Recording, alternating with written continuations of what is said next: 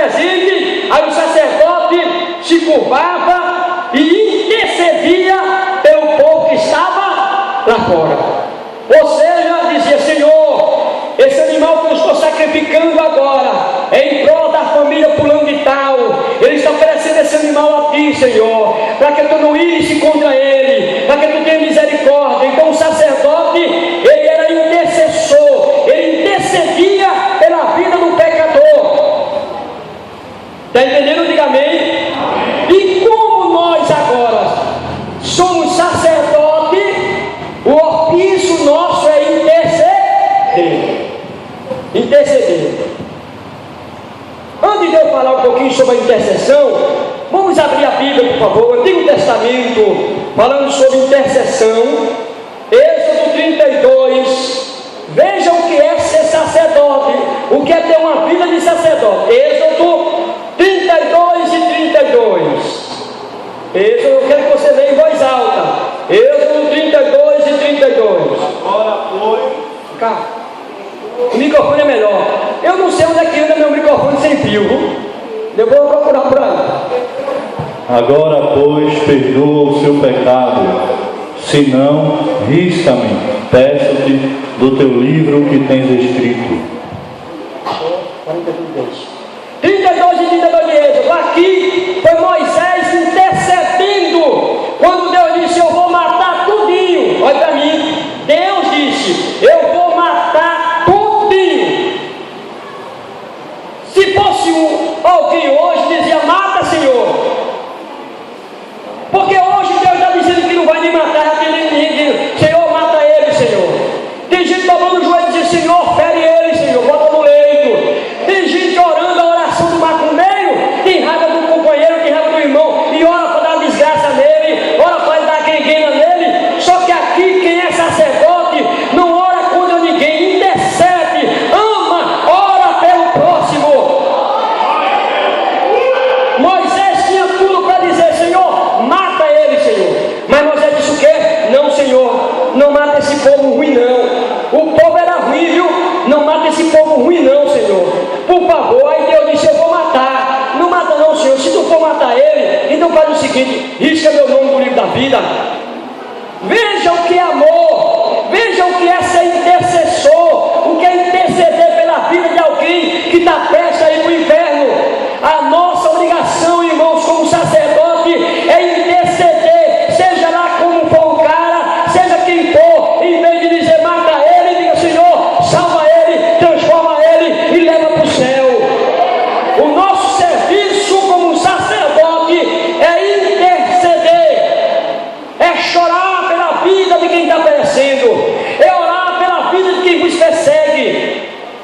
Porque nós temos meia dúzia de crentes nesses últimos tempos que não gosta do pastor, ou não gosta. Senhor, prepara ele, bota no leito. Tem até profecia que diz assim: olha, Deus vai botar você no leito. Por quê? Porque eu não gosto dele, ou porque eu não gosto dela? Ainda que eu saiba que Deus vai botar alguém no leito, eu tenho que dobrar o joelho e dizer: Senhor, não bota ele no leito não, Senhor. Ah, da saúde, converte ele. O nosso dever não é bater palma quando sabe que alguém vai pro leito, é chorar para que Deus não bote no leito, é interceder. Quem pode levantar as mãos e adorar a Deus nessa noite? O serviço do sacerdote é interceder, é implorar, é orar. A juventude não vai bem, ora por ela em vez de criticar. O irmão está errado, ore por ele em vez de botar ele para fora. Se alguém falhar, a nossa obrigação é amparar, é juntar, é cuidar e não botar para fora. Já estou sentindo Deus aqui, já estou sentindo o arrepio de Deus aqui. Porque enquanto a campanha luta para trazer quem está fora, tem meia dúzia de crentes botando quem está dentro para fora. Mas o nosso dever não é de matar, é de restaurar, de ajudar, de estender as mãos, de orar. Esta é a missão do sacerdote.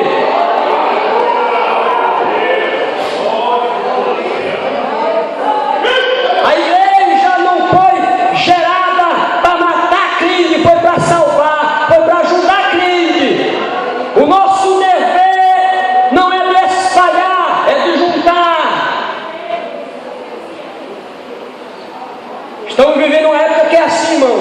pessoas torcendo para fulano sair, para ciclano sair, pessoas que ficam quando alguém fracassa na fé, ou quando alguém está fraco na fé, a primeira coisa é sair como peão, o rádio peão, anunciando, olha fulano do vice, fulano.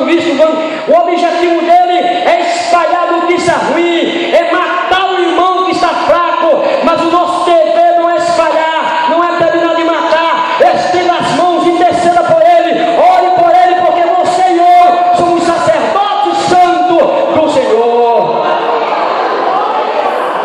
Está na hora da gente despertar esse cristianismo que nós temos, está na hora da gente despertar esse tipo de religiosidade que nós temos, irmão. Quem não falha, quem não tem pecado, atire a primeira pedra. Porque para a mulher adulta só tinha santão, só tinha santarrão. Jesus olhou tudo e vocês querem apedrejar ela, tudo com uma pedra, com tijolo. Ela tem que ser apedrejada. Jesus está certo. Vai apedrejar ela por quê? Porque ela pecou. Ah, ela pecou, foi. E a lei manda apedrejar, foi. Então vamos fazer o seguinte: ela pecou. Então quem de vocês não pecou, pode jogar a primeira pedra. Quem não tiver pecado aqui, terra seca, atira a primeira pedra. Só quem não tem pecado é Jesus de Nazaré, é Jesus Cristo. Só quem não paga é Jesus de Nazaré. Anda na Xandarai.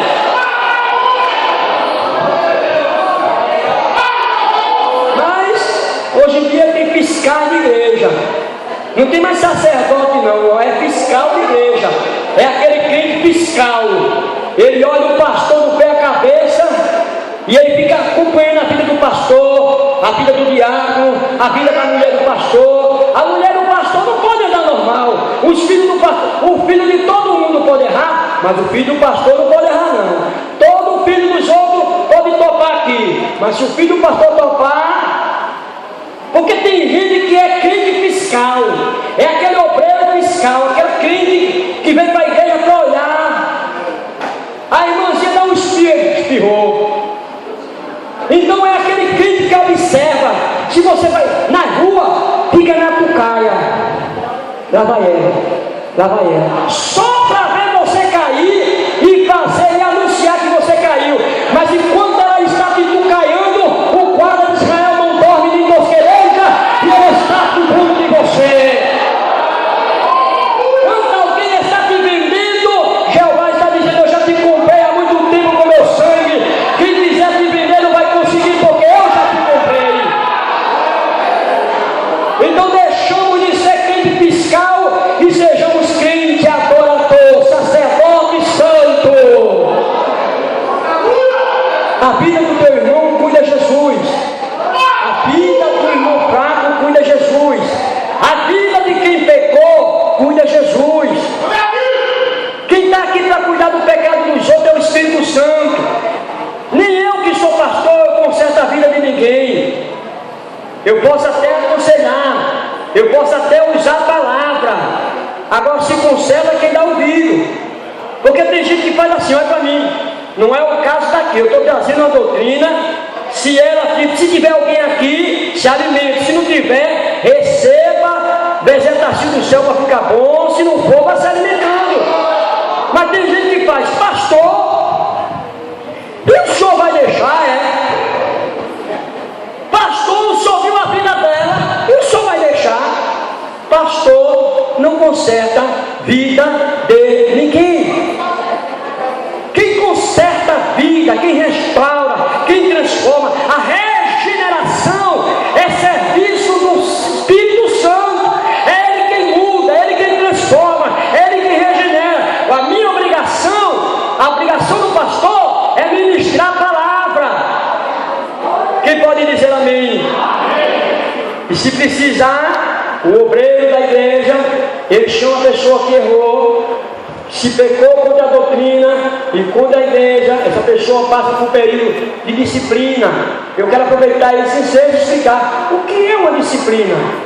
O que é alguém ser disciplinado? A disciplina, irmãos, é para corrigir.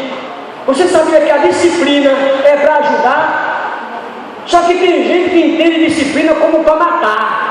Acho é bom, ele saiu do coral, ela saiu do conjunto, acho é bom. E ainda sabe, olha, fulana está disciplinada. Aí quando passa o período de disciplinar, que depende da pessoa, porque a disciplina não é 3 meses. A disciplina depende da pessoa. Depende da pessoa. Pode durar 3 meses, pode durar 1 ano. Depende da pessoa e de Deus. Aí quando passa 3 meses, que a pessoa entra novamente, ela é restaurada e entra novamente em comunhão com a igreja, e de repente surge uma oportunidade para ele, que se é dada, diz, gente, não é aquela que pecou? Não é aquele que pecou? Foi. E ele já passou por disciplina? E Jesus já não perdoou? Que evangelho é esse que não se perdoa? Ele está me entendendo aqui? Diga amém. Então, amados, lembre-se, quando eu ou qualquer um passar por disciplina, não é porque não presta, não é porque não serve mais, não. A disciplina é para ajudar. Amém? Diga amém. Um pouco salgado assim. Vem cá, meu filho, Jó, mais um versículo sobre intercessão, que é o meu serviço teu. Vem cá, Jó 42 e 10. E o Senhor virou o cativeiro de Jó, quando orava pelos seus amigos. E o Senhor acrescentou a Jó outro tanto em dobro a tudo quanto dantes possuía. Diga amém. Eu vou explicar. Como eu estou falando aqui de ofício sacerdotal, e um deles é intercessão, eu li já Moisés intercedendo pelo um povo ruim, e agora eu estou vendo aqui Jó orando, escute bem, orando e intercedendo por mais povo ruim. O que era que os amigos de Jó? Eu não considero esse amigo de aspas, porque para ter um amigo daquele não precisa ter inimigo.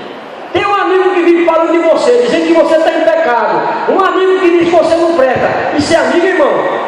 Porque se eu tenho um amigo que diz que eu não presto, que eu estou em pecado, que a minha prova é pecado, que a minha prova é que eu estou pecando contra Deus. Tem um amigo no meu pé no ouvido de noite aí. Um amigo desse eu não preciso de inimigo. Precisa de inimigo? Então é o que Jó tinha. Jó estava lá com 3 amigos que se estava dia e noite, noite e dia. Jó, eu vou dizer uma coisa dessa vindo para tu, não está em pecado, Jó, confessa teu pecado, dia e noite, azucrinando o vídeo de Jó, aonde Deus disse que ele era um homem íntegro, sincero e temente a Deus. Mas aqueles 3 camaradas, os 3 amigos de Jó, estavam lá, Jó, porque tem gente que olha para o crente que às vezes não tem emprego, é pecado. Tem gente que olha para o outro que está com enfermidade, isso é pecado. Nem toda enfermidade é pecado, irmão. Prova não é sinônimo de pecado, não, porque Jó foi provado por Deus e era um homem santo, um homem íntegro. Quem concorda comigo, diga amém, é Bíblia. Será que eu não posso ser provado por Deus? Ele é um oleiro, ele bate onde quer, ele me quebra onde quer, irmão. Aleluia, eu estou sentindo Jesus aqui. Ele é um oleiro, se ele quiser dar uma rachada em você, ele dá.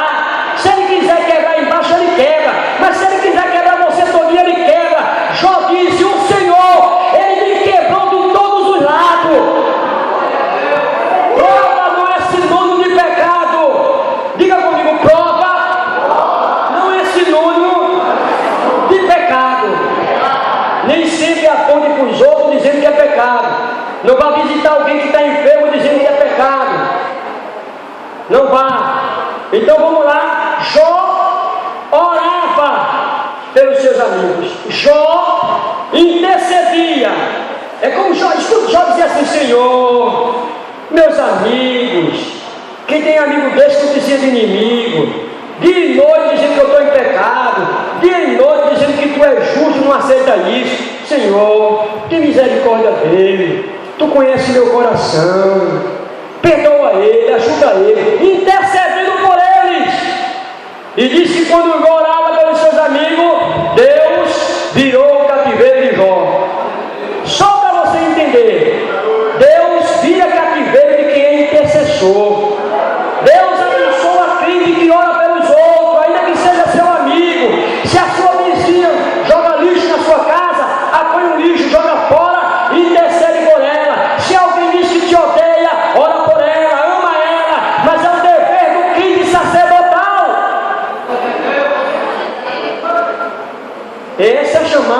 sacerdote. Posso falar só mais um, o último? Eu vou terminar, esse é rápido. Primeiro ofício do sacerdote, como vocês dizem, vamos só relembrar. Primeiro ofício do sacerdote, sacrificar, oferecer sacrifício. Segundo, adorar. O sacerdote é um adorador. Terceiro, interceder. Orar, ore, interceda pelo povo. E quarto, ofício do sacerdote, eu vou dizer quando eu explicar a você, deixa eu dizer logo. Quarto ofício do sacerdote, anunciar as virtudes de Deus. É o que está escrito na leitura de Pedro, que ele nos chamou para tudo isso, para anunciar as virtudes, que ele nos chamou das trevas para a maravilhosa luz. Escute, um ofício do sacerdote, que é o quarto aqui, é anunciar as virtudes de Deus. Agora, como, pastor? Explicar. Vamos voltar de novo. Os sacerdotes pegaram o sacrifício, não é isso? Vamos lá, pegou o sacrifício, ofereceu o sacrifício, está lembrado? Em meio ao sacrifício ele adorava. Número 2, em meio à adoração, quando a adoração era feita, o sacrifício oferecido, vinha o Shekinah de Deus, a glória de Deus, e ele ia agora interceder, orar pelo povo. E quando ele orava e contava tudo para Deus, aí Deus trazia resposta para o sacerdote. Ele recebia as virtudes, ele recebia o que Deus queria, e quando saía dali, ele ia lá para fora da tenda e dizia: escutai-vos, ao povo de Deus, o Senhor nesta manhã recebeu o vosso sacrifício e vos anuncia. E ele anunciava o que Deus queria em respeito ao povo. Ele diz: o vosso Deus diz que você não faça mais isso.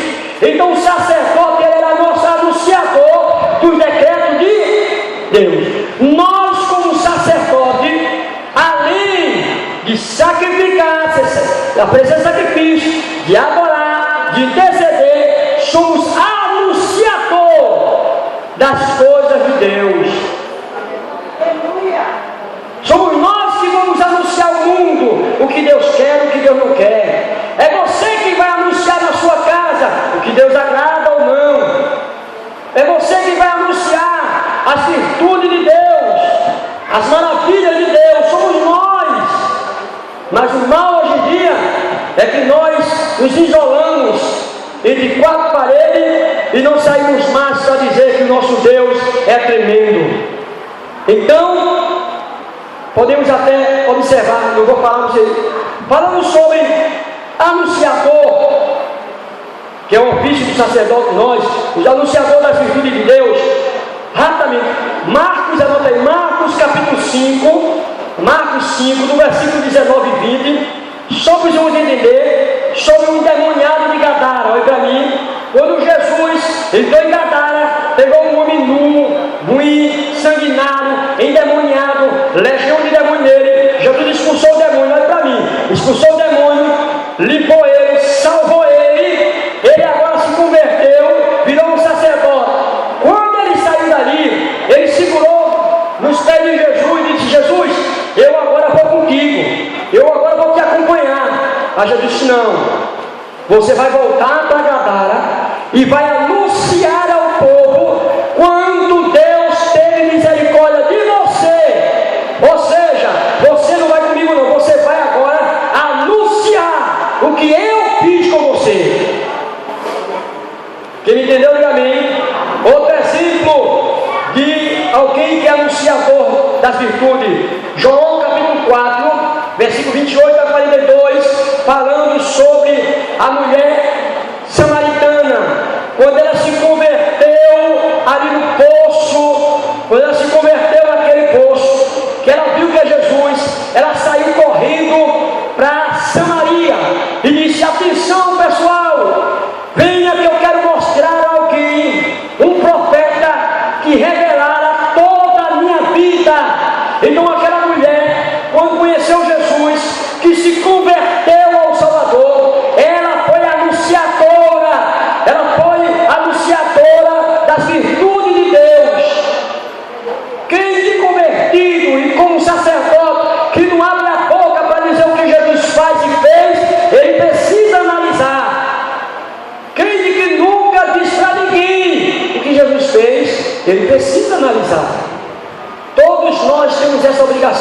anunciar. Conte para qualquer pessoa que Jesus vem, que Jesus é o Salvador.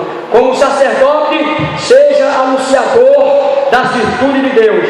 Só para terminar, Marcos capítulo 5, também tem uma passagem de um publicano, você lê em casa, daquele homem que era publicano, que Jesus entrou na vida dele, cobrador. Jesus entrou, foi comer com ele, e Jesus disse: olha, não é o doente que precisa de mim, não é os sãos que precisam de mim, são os doentes.